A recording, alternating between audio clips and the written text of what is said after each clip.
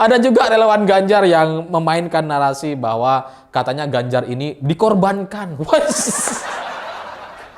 Dikira sapi apa dikorbankan. Ya bagi saya gitu ya, kalau memang Ganjar ini mau dikorbankan, sebenarnya sekaranglah momentum terbaiknya.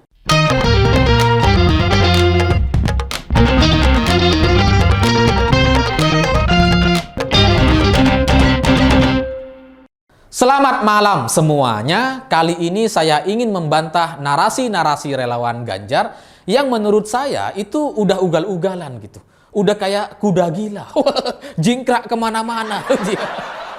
Tapi sebelum itu saya coba jelaskan dulu terkait kelompok relawan Ganjar. Karena sebenarnya dari kelompok relawan Ganjar ini terbagi menjadi beberapa bagian gitu. Ada yang memang sejak awal dia menjadi pendukung Ganjar dan kemudian menjadi relawan. Ada juga yang sebenarnya mereka adalah relawan Jokowi sebelumnya, terus kemudian berubah menjadi relawan Ganjar. Tapi ada juga yang sebenarnya mereka adalah kelompok relawan partai politik gitu ya, dengan segala kepentingan partai politiknya, terus kemudian membuat nama relawan Ganjar. Seolah-olah mereka mendukung Ganjar, padahal sebenarnya mereka, tugas mereka itu untuk menyerang PDI Perjuangan gitu. Maka jangan heran dalam beberapa bulan terakhir sebenarnya kan kita bisa lihat di banyak media gitu ya. Relawan Ganjar itu menyerang PDI Perjuangan, menjelek-jelekkan Mbak Puan gitu ya. Mengadu antara Ganjar dengan Mbak Puan. Itu tujuannya ya untuk nyerang PDI Perjuangan tapi dengan kedok sebagai relawan Ganjar.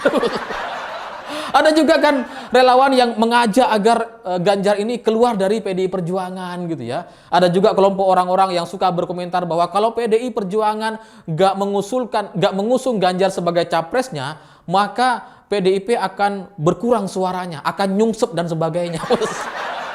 Itu sebenarnya kelompok relawan ini adalah kelompok partai politik yang menjadi lawan dari PDI Perjuangan gitu. Sehingga ya tujuannya cuma untuk nyerang PDIP.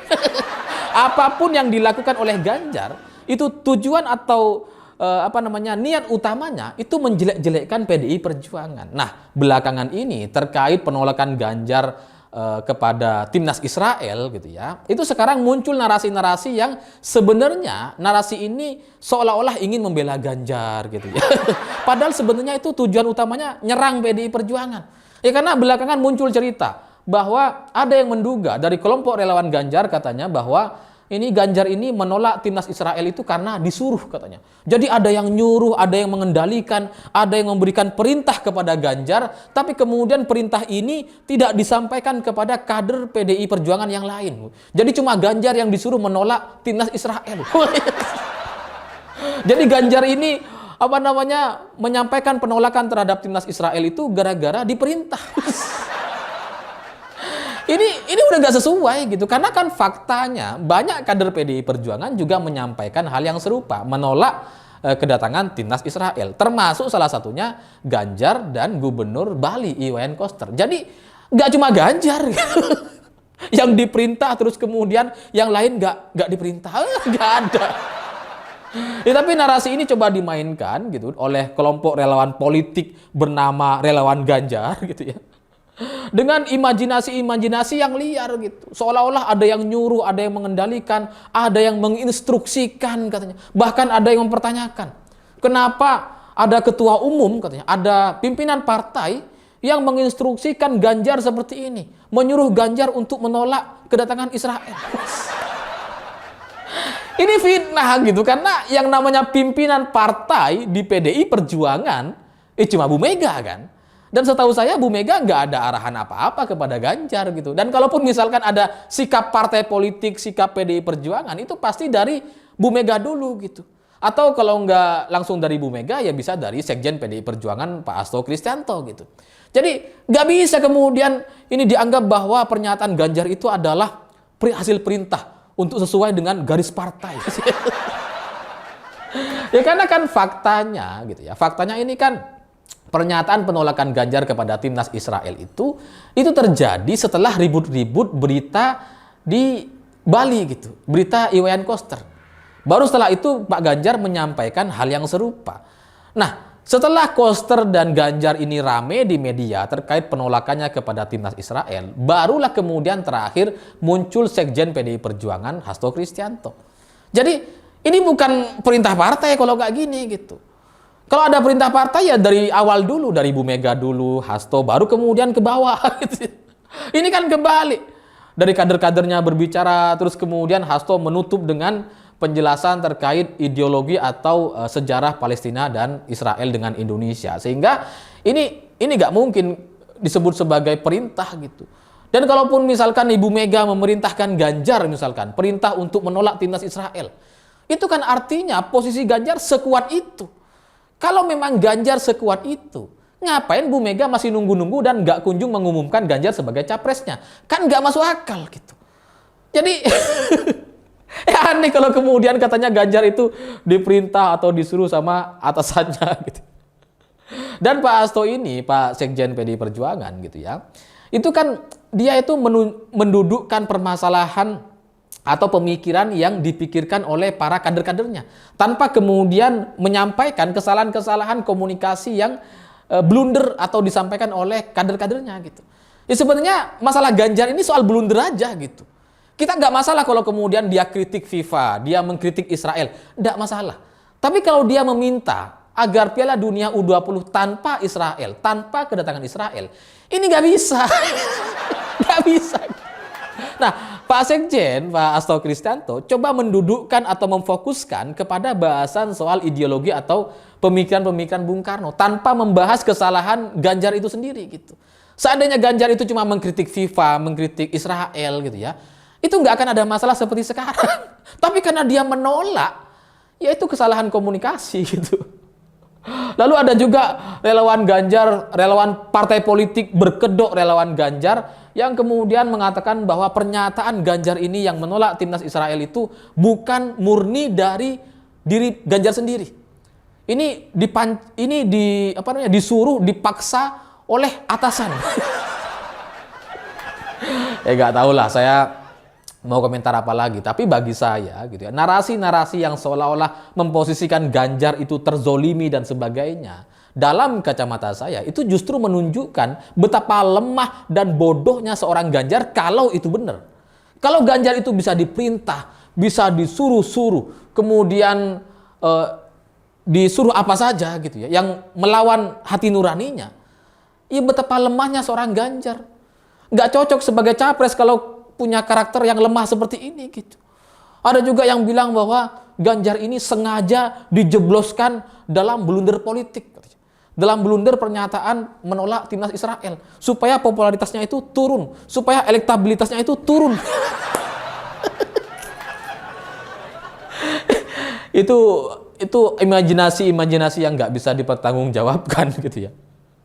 Tapi sekali lagi, kalau benar Ganjar itu bisa dijebloskan, dijebak seperti ini, kan artinya Ganjar selemah itu gitu. Ya apa kita mau punya capres yang lemah? Kan nggak mau gitu kan. Ada juga narasi-narasi yang dibangun kelompok relawan politik berkedok relawan Ganjar gitu ya, yang mengatakan bahwa pernyataan Ganjar kemarin itu untuk menguji loyalitas. Jadi Ganjar itu disuruh nolak timnas Israel untuk menunjukkan loyalitasnya kepada garis partai. Ini omong kosong semua ini. Lawang capresnya sudah ditentukan Bu Mega kok, sudah ada di kantong Bu Mega kok gitu ya. Dan kemudian ngapain juga menguji-nguji Ganjar? Kalau sebelumnya Ganjar itu sudah teruji loyalitasnya gitu. Sebelumnya kan Ganjar sudah menolak Nasdem gitu ya. Karena Nasdem kan menawarkan Ganjar untuk maju sebagai capresnya, tapi kemudian ditolak oleh Ganjar. Itu adalah ujian loyalitas yang paling kuat gitu. Dan Bu Mega waktu itu sudah marah-marah di depan Rakernas gitu kan. Ngapain sekarang kemudian diuji lagi? Gak masuk akal lah gitu ya. Tapi saya ngerti bahwa dari kelompok relawan-relawan politik ini gitu ya, relawan partai ini yang berkedok relawan Ganjar ini, itu kan sebenarnya tujuannya ingin agar Ganjar ini keluar dari PDI Perjuangan. Kan cuma itu gitu. Makanya kemudian pemikiran-pemikiran mereka itu nggak terlepas dari skenario atau main-main drama seperti ini. Gitu. Ada juga relawan Ganjar yang memainkan narasi bahwa katanya Ganjar ini dikorbankan. Dikira sapi apa dikorbankan? Ya bagi saya gitu ya, kalau memang Ganjar ini mau dikorbankan, sebenarnya sekaranglah momentum terbaiknya. Sekaranglah momen terbaiknya gitu. Karena Ganjar melakukan kesalahan, menyampaikan penolakan terhadap Israel dan kemudian berpotensi menggagalkan program Presiden Jokowi gitu kan. Ini kan momen terbaik nih kalau memang Ganjar mau dikorbankan, tapi kan PDI Perjuangan nggak kayak gitu. Sesalah-salahnya Ganjar dalam menyampaikan atau komunikasinya gitu ya, dalam berbicara terkait penolakan terhadap Israel. Tapi itu tetap dilindungi atau di-backingi sama Sekjen PDI Perjuangan gitu. Hasto itu turun untuk menjelaskan ideologi dan pemikiran Bung Karno tanpa kemudian melihat kesalahan Ganjar terkait pernyataannya gitu. Jadi ya PDI Perjuangan nggak sepicik itulah gitu ya. Kalau memang mau dikorbankan itu, wah sekarang ini yang terbaik. Tapi kan nggak ada sekarang gitu. Kalau memang Ganjar itu mau ditegur ya sekarang waktunya gitu. Tapi kan nggak dilakukan gitu. Jadi bagi PDI Perjuangan popularitas itu sudah selesai. Tapi bagi partai yang lain mungkin belum gitu. Jadi kalau soal bicara korban mengorbankan ini sebenarnya saya jadi teringat dengan PSI gitu. PSI ini kan katanya mendukung Ganjar sebagai capresnya gitu kan. Tapi sekarang ketika ada masalah kemudian Ganjar ini dianggap blunder gitu ya dengan menolak kedatangan timnas Israel, ini PSI malah menyerang Ganjar secara terbuka. Demi apa? Demi popularitas, demi suara, demi mendapatkan dukungan dari masyarakat, demi itu semua gitu. Ya kalau PSI ini punya etika politik, ketika dia sudah mendukung Ganjar sebagai capresnya dan kemudian Ganjar melakukan kesalahan, kan mestinya itu bisa diselesaikan dengan komunikasi tertutup gitu. Tapi kan PSI enggak. Dia mengorbankan Ganjar. Jadi Ganjar salah, sekarang diserang Ganjarnya itu. Padahal katanya capresnya. Ya. Tapi begitulah PSI gitu ya. Kita nggak bisa meminta agar PSI menjadi partai yang dewasa karena memang masih baru gitu. Yang namanya baru ya masih anak kecil kalau dalam istilah manusia gitu kan.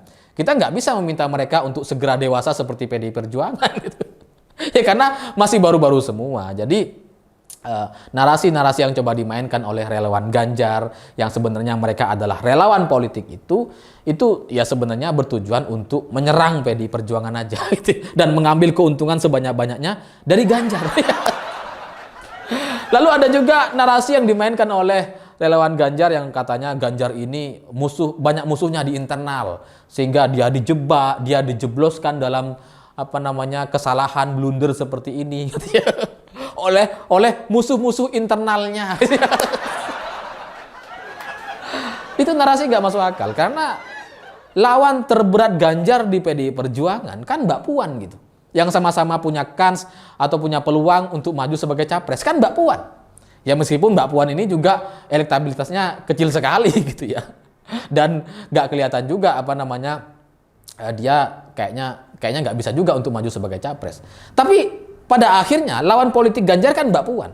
Dan Mbak Puan gitu ya, dalam pengalamannya melaksanakan IPU di Bali, Interparliamentary Union di Bali yang salah satu anggotanya adalah parlemen dari Israel, itu kan menunjukkan bahwa Mbak Puan punya pengalaman. Dan sekarang dengan pernyataan blunder Ganjar, ini Mbak Puan punya peluang atau momen untuk menyerang Ganjar gitu kan. Itu kan logikanya. Tapi kan sampai sekarang Mbak Puan diem aja tuh. Nggak memanfaatkan situasi ini, nggak kemudian mengambil keuntungan dari kesalahan Ganjar gitu. Karena itu kayak kan semua adalah etika politik yang diajarkan di PDI Perjuangan, bahwa setidak suka apapun kita kepada sesama kader gitu ya, kepada orang sesama keluarga PDI Perjuangan, itu nggak sampai hati kemudian menyerang sedemikian rupa dan kemudian menjatuhkan yang bersangkutan. Itulah yang dilakukan oleh Mbak Puan hari ini gitu. Dia diem aja gitu. Padahal kalau mau, ini momen terbaik bagi dia untuk balas dendam itu kepada relawan-relawan Ganjar gitu ya, untuk mengajari Ganjar bahwa bisa saja kita menggelar event internasional termasuk Israel di dalamnya tanpa kemudian menunjukkan bahwa kita ini anti dengan atau tidak suka dengan tidak mendukung kemerdekaan Israel. Bisa Mbak Puan mengatakan itu karena beliau sudah berpengalaman sebelumnya menggelar IPU gitu. Tapi meskipun beliau punya kesempatan, beliau nggak memanfaatkan itu. Jadi buat relawan-relawan Ganjar gitu ya, sekali lagi narasi-narasi kalian itu sebenarnya mudah kebaca gitu. Dan Ya PDI Perjuangan diem aja sekarang karena melihat kalian itu nggak penting gitu. Tapi kan saya punya kewajiban untuk menjelaskan karena kayaknya di kolom komentar itu banyak yang bingung ini. Ini kenapa relawan Ganjar ini ada yang mati-matian menolak Israel, tapi ada juga yang membela Israel atau menerima Israel tapi kemudian kecewa dengan Ganjar atau menyerang PDI Perjuangan. Ini kok ada perbedaan pendapat? Ya karena ini. Karena ada kelompok-kelompoknya, ada tujuan dan motif-motif tertentu. Ya, jadi semoga ini bisa dipahami. Saya pikir itu. Terima kasih sudah menonton. Begitulah kura-kura.